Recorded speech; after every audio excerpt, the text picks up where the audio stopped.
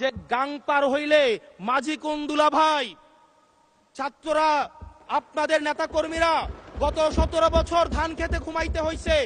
আন্দালিব রহমান পার্থ সাহেব যে বক্তব্য দিয়েছেন, আমরা ক্লাস 8-9-এ যে ডিবেট করতাম সেটি রিভার্টাল দিলে 20 মিনিট সময় লাগবে মাননীয় স্পিকার। যদি এই সংবিধানকে বাইবেল ধরে নেই, এই সংবিধানকে যদি গসপেল ধরে নেই, এই গসপেলের পুরোহিত অনুযায়ী যেভাবে ভ্যাটিকান সিটি চলে সেটা যদি আমরা ধরে নেই, তাহলে মাননীয় স্পিকার সেদিন বেগম জিয়া জেল থেকে বের হতে পারেন না। মাননীয় স্পিকার, সর্বশ্রদ্ধেয় মাননীয় সংসদ, আন্দালিব রহমান পার্থ যখন বক্তব্য দিচ্ছিলেন, উনি যখন বললেন যে সংবিধান যারা ছুঁড়ে ফেলতে চায় তাদেরকে স্বাধীনতা বিরোধীর সাথে উনি অ্যালাইন করলেন, ট্যাগ করলেন মাননীয় স্পিকার।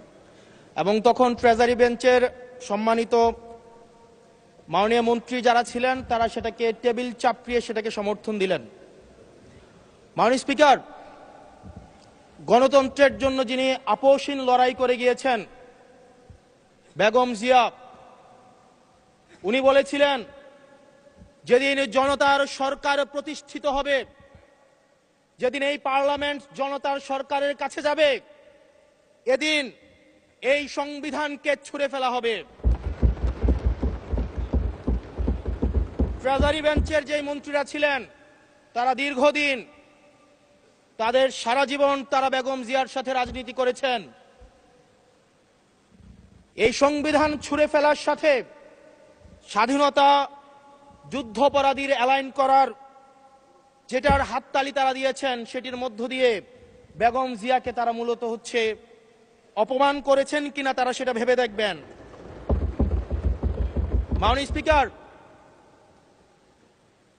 আমি বক্তব্য দেওয়ার জন্য অনেক কিছু রেডি করে নিয়ে এসেছিলাম। আমরা, আইনমন্ত্রী বলেছেন রুশু পড়ার জন্য, তারপরে হবস পড়ার জন্য, মদিনা সনদ পড়ার জন্য পড়েছিলাম, কিন্তু আন্দালিব রহমান পার্থ সাহেব যে বক্তব্য দিয়েছেন, আমরা ক্লাস 8-9-এ যে ডিবেট করতাম সেটি রিভার্টাল দিলে 20 মিনিট সময় লাগবে মাননীয় স্পিকার। আমি ওনার বক্তব্যের রিভার্টাল দিচ্ছি। উনি বলেছেন যে আমি কোট করছি, উনি বলেছেন 72-এর সংবিধানের কিছু কিছু বিষয়কে ওনারা সম্মান দিয়েছেন। তার মানে কিছু কিছু বিষয়কে ওনারা সম্মান দেয় নাই। তার মানে এই অভ্যুত্থানের পরে এই সংবিধানের কিছু অংশ ওনারা মেনেছেন, কিছু অংশ ওনারা মানেন নাই। ওনারা কেবল ওই অংশটাই মেনেছেন যে অংশটা ওনাদের পক্ষে গিয়েছে, যে অংশটা ওনাদের বিপক্ষে গিয়েছে এই অংশটা ওনারা মানেন নাই। মাননীয় স্পিকার, এই ধরনের প্রকৃতি সম্পন্ন যারা আছে, বাংলাদেশের পার্লামেন্ট যারা দেখছেন তারা সিদ্ধান্ত নেবেন, যারা কখনো কখনো কনফর্মিস্ট, যারা কখনো কখনো রিফর্মিস্ট, তারা মূলত অপরচুনিস্ট। এখন আমি সংবিধানের কিছু কিছু ধারা মানব, কিছু কিছু ধারা মানব না। আমি কখনো কখনো সাংবিধানিক, কখনো কখনো আমি অসাংবিধানিক। মাননীয় স্পিকার, যখন ডক্ট্রিন অফ নেসেসিটির প্রশ্ন আসে, মাননীয় স্পিকার, এই এক্সিস্টিং সংবিধান অনুযায়ী যখন 7A এবং 7B বলবৎ থাকে, সেই জায়গা থেকে আইনজ্ঞরা, মাননীয় স্বরাষ্ট্রমন্ত্রী উনি থাকলে ভালো হতো। ডক্ট্রিন অফ নেসেসিটি মাননীয় স্পিকার 48-3 অনুযায়ী রাষ্ট্রপতি সুপ্রিম কোর্টের মাধ্যমে একটা, এই 106-এর অ্যাডভাইজরি একটা রুল আছে মাননীয় স্পিকার। এই অ্যাডভাইজরি রুলের মাধ্যমে সংবিধানের ফান্ডামেন্টাল কোনো বিষয় কম্প্রোমাইজ করা যায় না।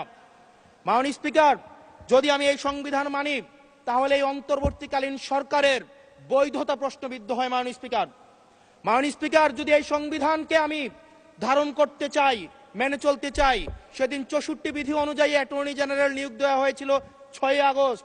মাননীয় স্পিকার, এই সংসদে প্রশ্ন রাখতে চাই, তৎকালীন বর্তমান রাষ্ট্রপতি চুপ্পু, তখন বলা হয়েছে অ্যাটর্নি জেনারেল নিয়োগ দেওয়ার ক্ষেত্রে প্রধানমন্ত্রীর সাথে আলোচনা করতে হবে। সেদিন কোন প্রধানমন্ত্রীর সাথে আলোচনা করা হয়েছিল সেটা আমাদেরকে অ্যাটর্নি জেনারেল জানাবেন। আমাদেরকে অ্যাটর্নি জেনারেল জানাবেন যেই হিয়ারিংটা হয়েছিল এই হিয়ারিং এ উনি উপস্থিত ছিলেন কিনা। তখনকার সময়ের যিনি প্রধান বিচারপতি ছিলেন ওবায়দুল হক, তিনি তখন কোথায় ছিলেন, সেই রায়ের কপিটা আমরা দেখতে চাই। মাননীয় স্পিকার, মাননীয় স্পিকার, আপনি যখন বেগম জিয়াকে 6 আগস্ট সর্বপ্রথম ছাত্র জনতা যখন সিদ্ধান্ত নিয়েছিল আর এক মুহূর্ত বেগম জিয়াকে কারাগারে থাকতে দিবে না। বেগম জিয়াকে রাষ্ট্রপতির আদেশের মধ্য দিয়ে বেগম জিয়াকে সেদিনই হচ্ছে কারাগার থেকে যেই জুলুমের মধ্যে রাখা হয়েছিল সেটা থেকে ছাত্র জনতার রায়ের মধ্য দিয়ে সেখান থেকে বের করে আনা হয়েছিল। মাননীয় স্পিকার, যদি এই সংবিধানকে বাইবেল ধরে নেই, এই সংবিধানকে যদি গসপেল ধরে নেই, এই গসপেলের পুরোহিত অনুযায়ী যেভাবে ভ্যাটিকান সিটি চলে সেটা যদি আমরা ধরে নেই, তাহলে মাননীয় স্পিকার সেদিন বেগম জিয়া জেল থেকে বের হতে পারেন না। মাননীয় স্পিকার সেদিন বেগম জিয়া জেল থেকে বের হয়েছিল অভ্যুত্থানের জনরায়ের ভিত্তিতে। মাননীয় স্পিকার, আপনারা বলছেন আপনারা ঠিক সেই জায়গায় আপনারা সংবিধানকে আপনারা মানছেন যেই জায়গায় সংবিধান থেকে আপনারা বেনিফিটেড হবেন। মাননীয় স্পিকার, গ্রামের ভাষায় কথা আছে, বলতে চাই না যে গাং পার হইলে মাঝি কোন দুলা ভাই। ছাত্ররা, আপনাদের নেতা কর্মীরা গত 17 বছর ধান খেতে ঘুমাইতে হয়েছে, ত্যাগ তিতিক্ষার মধ্য দিয়ে যেতে হয়েছে। মহাসচিব কান্না করে বলেছে তাদের নেতা কর্মীরা ঢাকায় এসে রিক্সা চালিয়ে জীবন নির্বাহ করত। আজকে লক্ষ লক্ষ নেতা কর্মী তাদের রক্ত দিয়েছে। ফ্যাসিবাদ বিরোধী প্রত্যেকটি রাজনৈতিক দল, কোন রাজনৈতিক দলকে বিশেষভাবে আমি আলাদা করতে চাই না, ফ্যাসিবাদ বিরোধী প্রত্যেকটি রাজনৈতিক দলের রক্ত শ্রম ঘামের মধ্য দিয়ে এই হাসিনার পতন হয়েছে। এই হাসিনার পতনের পরে যখন জনরায়, মাননীয় স্পিকার, যখন জনরায় কখনো কেতাবের কাছে মাথা নত করে না। এটা ভ্যাটিকান সিটি নয় যে গসপেল অনুযায়ী হচ্ছে দেশ পরিচালিত হবে।